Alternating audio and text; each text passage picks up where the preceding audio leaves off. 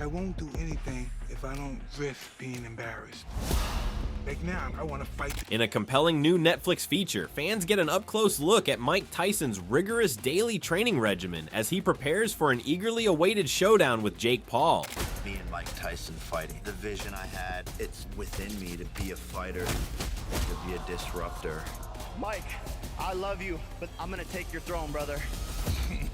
This raw and unfiltered glimpse highlights Tyson's intensive preparations, showcasing not just his physical training but the mental and emotional groundwork he lays daily. The feature captures Tyson waking up before dawn, embarking on a day characterized by discipline and determination, vital for the tough fight ahead. He's a manufactured killer. I'm a natural born killer. The documentary reveals Tyson's morning routine, which merges physical readiness with mental preparation. This ritual includes meditation and visualization techniques aimed at maintaining his focus and controlling his adrenaline. Hard work defines me. I look at myself as a liberator. I created guys like Jake Paul. Be in good shape because your health depends on it.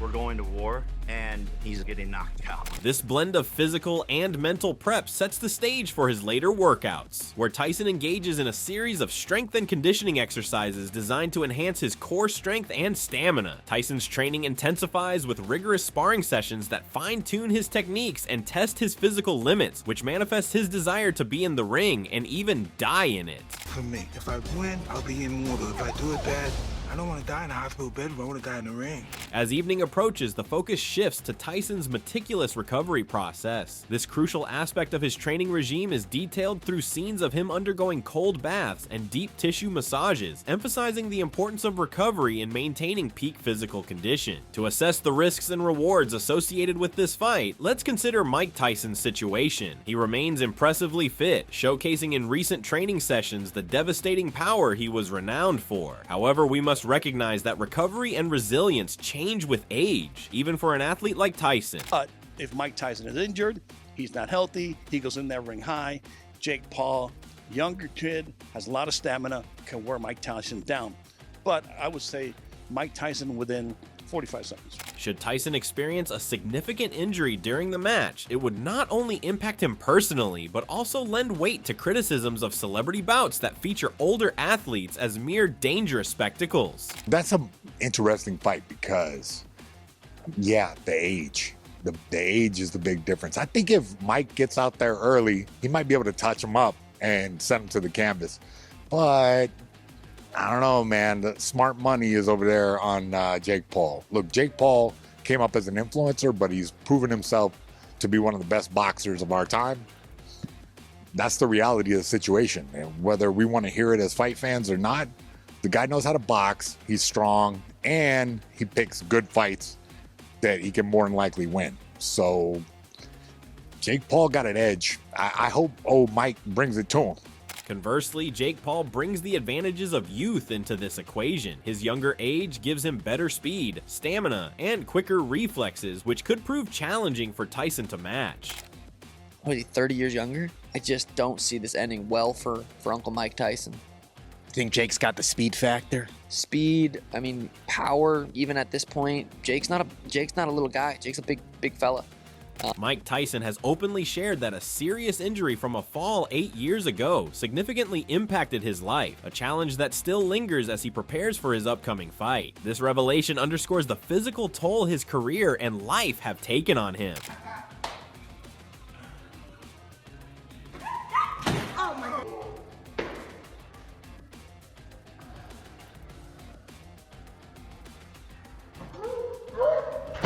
Despite these hardships, Tyson's sense of humor remains intact, as evidenced during a lighthearted moment on the Pound for Pound podcast hosted by former UFC champions Henry Cejudo and Kamaru Usman. When discussing his notable 88% knockout ratio in professional fights, Tyson quipped back with his trademark wit.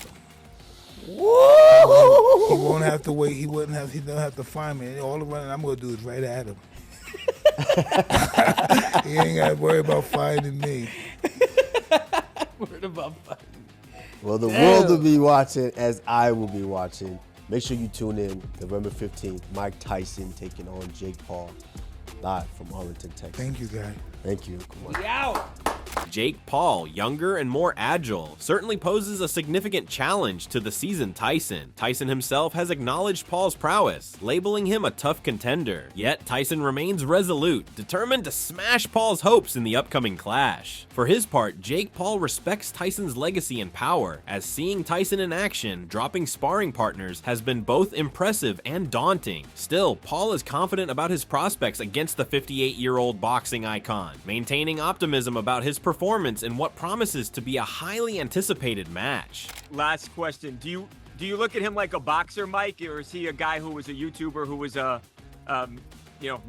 fights? I look at him as a very dangerous opponent, and I'm looking forward to extinguishing him. This disparity raises questions. Is the fight skewed in favor of youth, or does it merely enhance the match's appeal? While Paul may have the physical upper hand, he lacks the depth of experience, battle-tested skill, and knockout power that Tyson has accumulated over decades. Because that's what he's doing. The gamble is, like, there's not a fucking chance in hell that Jake Paul would survive against the Mike Tyson that beat Marvis Frazier. You ever watch that fight? Yeah. That's my favorite Mike Tyson fight, because that was Mike Tyson before he won the title. It was ABC Wide World of Sports, and Joe Frazier had been talking shit about Tyson, that he was in his prime, he would beat Tyson, and so he had his son fight Tyson, and it was an execution. It was an execution. Tyson's team, however, sees his age not as a liability, but as an asset. They argue that his extensive experience has equipped him with strategic prowess and ring management skills that can't be easily replicated. While he may not move as quickly as he once did, Tyson's tactical thinking and ability to deliver impactful punches have only refined with time, turning his age into a testament to his enduring acumen and tactical mastery of the sport. Yeah, the strongest I've ever, and I know you since you're 13. I think this impressed the shit out of me.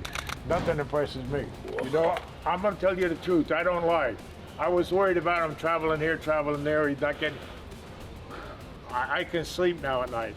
Throughout the feature, Tyson's interaction with his training team, who support and push him to excel, adds a personal touch to the narrative, underscoring the camaraderie and mutual respect that define his preparation. As Jake Paul continues to stir up the media with his antics, experts like Adi Oladipo express concerns about the upcoming fight. They share a suspicion that Mike Tyson may be overly optimistic about his chances of victory, echoing concerns that Tyson might be under some illusion of an easy win. Probably, I'd watch two guys falling out of a pub fighting though, so I don't know if it means so much me saying yes, I would watch it, but I hate it. I absolutely hate the fight. It makes no sense to me. Mike Tyson's 58 years of age. He hasn't fought since, I mean, unless we're counting the Roy Jones fight professionally, since 2005. Hasn't won a fight since 2003. Adi also critiqued the brief clips Tyson's team has been posting online. He argues that these short glimpses aren't enough to accurately gauge Tyson's fitness or stamina, pointing out that similar footage was released ahead of the Roy Jones Jr. fight, which ultimately didn't meet expectations. And I'm not fooled by these little 4-second clips that are sped up. I want to see, give me 30 seconds, and then I can make my mind up. I'm not sure, you know, these little 4-second hitting the pads thing. He did that for us against Roy Jones Jr., and then that fight kind of obviously didn't deliver. I thought Roy was holding back in that fight, actually.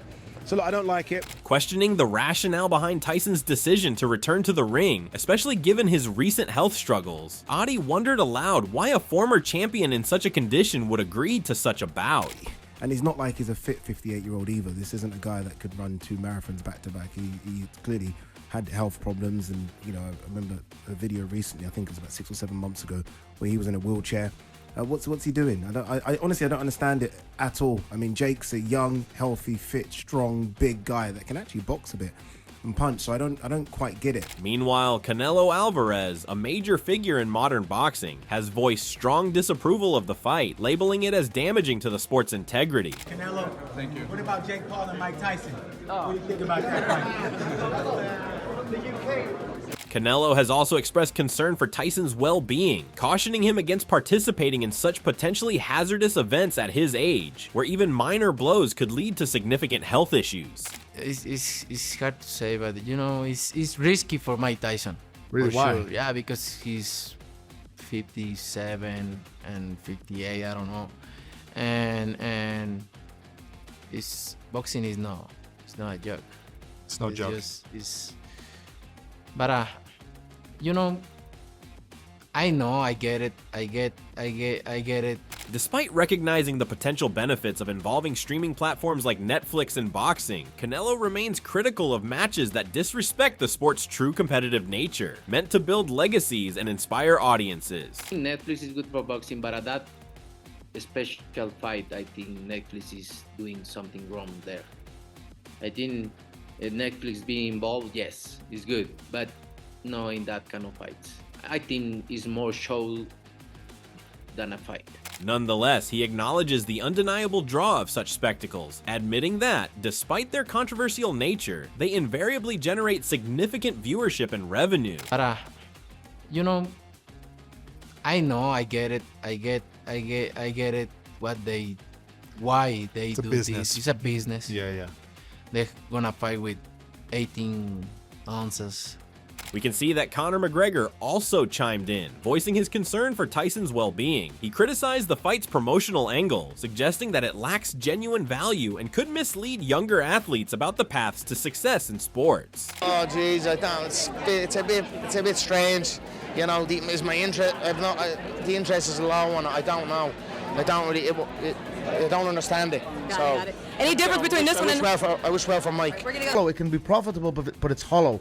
And I'm noticing a trend in young fighters coming up that are not even interested in competing in the amateur scene or rising up to win a national title or a European title. Or Conor pointed out the potentially negative influence of such matches on young fighters who might prioritize fame over genuine sportsmanship, lamenting that they might follow in the footsteps of staged extravaganzas rather than earning their place through traditional respected channels. Oh, for sure, hustlers, and they played a great game. But for me, it does set a bad precedent in the industry, because what you've got now is, and I'll say this to the young athletes coming up, men and women, don't aspire to be, you know, one of these like YouTuber fighters. Right. Aspire for world titles. Aspire for Olympic. That is how you rise. That is how forever. That is how you etch your name in history. Echoing Conor's sentiments, Chael Sonnen was forthright in his dismissal of the fight as a mere spectacle, lacking in substance that true boxing or combat sports fans would find worthwhile. This thing is going to look terrible on TV. You think this thing is going to draw more than Mike versus Roy? You think this thing is going to draw more than Fury versus Francis? It's going to look ridiculous in an 80,000 seat arena. And what would be the reason that they're boxing? Money. Yep, be sure. Yeah, we understand that. That doesn't work. It's a flop. It's a flop. Lloyd and Conor in the fight capital of the world did less than 12,000 tickets. Come on, man. In Texas? Come on. He emphasized the danger of Tyson participating at his age and state of health, warning of the serious and lasting impacts it might have on the legendary fighter. Said that in 2 months, everything's going to be just right. And I wish they would have gone further with that. Like, is this part of the training process? Is part of the peaking process? Because, see, I've always wondered, but I know you have too. 2 months, by the way, guys, is not very long. 2 months to do a 2-month training camp, to do a 3-month training camp. That works just fine when you're competing 3 times a year. So now all of a sudden you're closer to 6 to 9 months of actual training. And then in those other 3 to 5 months that just happen to exist on the calendar, you're still doing something. Then, Darren Bent expressed his reservations about the upcoming fight between Mike Tyson and Jake Paul, emphasizing his desire to preserve the pristine image of Tyson from his peak years. While he appreciated the respectful nature of Tyson's exhibition match with Roy Jones Jr., Bent is concerned that a defeat to Paul, coupled with any subsequent gloating from Paul, could tarnish his fond memories of Tyson. He suggested that the fight should have been planned as an exhibition, speculating that Tyson might restrain himself if he gains an early advantage to avoid overly punishing Paul. No, I'm uncomfortable with this fight. Do you know what it is? Because I want to remember Tyson as the way we remember him. I know he had a few, we spoke about it earlier, a few duds at the end of his career, but like even that exhibition against Roy Jones, it was just nice to see 2 greats go at it, but have that mutual respect where they weren't going to try and take each other's head off. In this one here, my biggest fear is that we love Iron Mike and he gets beat by Jake Paul, and then Jake Paul just doesn't shut up about it. Yeah, and that's going to annoy me, because I'm like, we haven't beat Mike Tyson. Well, I have beat Tyson. In a professional fight. Yeah, and it is in a fight. I wish it was just an exhibition. I think that's what's put me off. Do you think there's any part of Mike Tyson that will hold back? It depends. I mean, if he drops him a couple times in the first or the second, he might just go, do you know what, I could... Michael Conlon shared his mixed feelings about the Tyson-Paul bout, acknowledging its potential to draw massive interest, while also voicing concerns over the risk to Tyson. He is intrigued by the fight, but remains wary about the implications for Tyson, particularly given the evolving dynamics of boxing and the possible financial incentives behind Tyson's decision to fight. Conlon plans to watch the event, albeit with apprehension, hoping for Tyson's safety throughout. You will out of intrigue. Listen, everybody will watch it, won't they, really? Let's be honest. It's intriguing just to see, but the things I've heard, the rumours I've heard about that, like, the longer the fight goes, the more money Tyson will make. If he knocks him in the first round, he barely makes any money. I've heard all these type of rumours. I don't know if they're true, but I've heard loads of rumours like that. And that can't be part of it. You never know, though. Listen, Different world, isn't it? it's a completely different world. And if that's the case, wow. But Stipe Miocic expressed enthusiasm for the fight, firmly backing Jake Paul as the favorite. Known as the problem child, Paul has impressed Miocic with his boxing abilities, leading him to believe without hesitation that Paul could prevail over Tyson in the upcoming match. His opinion on you versus Mike Tyson. Oh yeah, who do you think's gonna win? And don't lie. I got you, babe. Let's go. Thank you. He called me babe too. Call you one, babe. That's what I do. He called me babe first.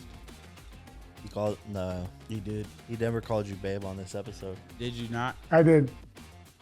He said he loved you. Mike Tyson and Jake Paul come from two vastly different worlds of boxing. Tyson, a former heavyweight champion with legendary power and skill, dominated the sport in the late 80s and early 90s, intimidating opponents with his ferocity and speed. Now 58, Tyson's experience and technique still make him a dangerous force. Joseph Parker has expressed his concerns about Mike Tyson's participation in the upcoming bout, finding it difficult to watch given the high risks involved. He feels that the odds are heavily stacked against Tyson, with the potential for serious injury being worryingly high. So it's just, I think there's a hard fight to watch.